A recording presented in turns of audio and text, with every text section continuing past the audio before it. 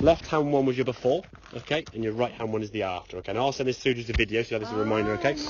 So if we look at your left arm there, she's kind of tucked into your body on the left hand side, whereas on here now, she's hanging down a bit more from your shoulders, You look a lot more like a golfer on the right hand side one. Here looks a bit kind of like you're strangling a snake. I don't wanna. Now because of that, as you go back, okay, you can see the left wrist already now starting to bend. There's like a collapse here. So your only movement is coming from here as you go back. Well, there's no power there at all. So I could see what Eileen was on about now. yeah. She was saying that. So as you go back now, you've actually created kind of like dump, dump, and dump. So 3 points there, your arms sort of collapsing and bending, and there's no power there at all.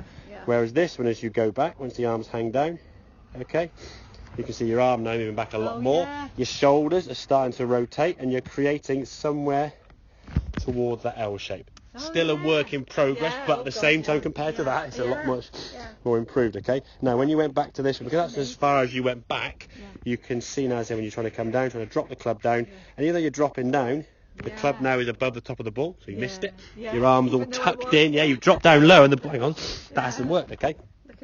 So this one, well, it's just, once you get tension in your arm and your shoulders, and you're locked, the muscles get tight, speed is gone. Now this one is, you come back down to the golf ball, arms hang back down. Lovely strike of that ball, going up in the air as we can see. That is actually lifting off the ground there. And then swinging through to a much better, hang on. I'll move back, sorry. L shape on the other side. Oh, yes.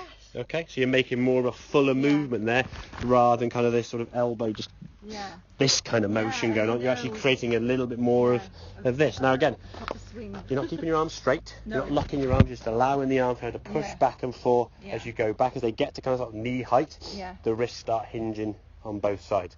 However, the arms can't move back if you're trying to keep them straight, i.e. locking them. The wrists can't hinge if you're locking your hands out and your elbows are sort of sticking as they were. So a lot of the things you did at set-up made it impossible for you to do what she was trying to tell you to do, and then you're just going, well, I'm just going to do what I can do anyway, and that becomes this, and it hurts.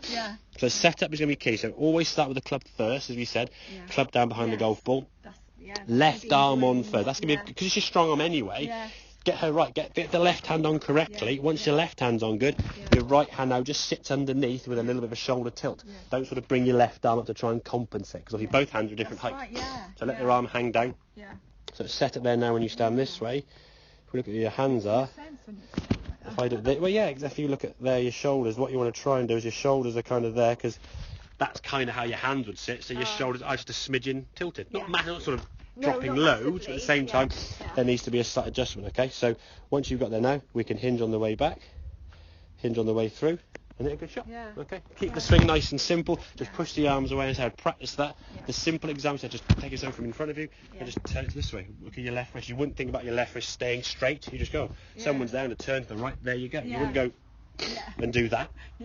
So try to replicate the same kind of move you would want to do naturally in the golf swing. Okay. Does that kind of make sense in you? It does. Excellent.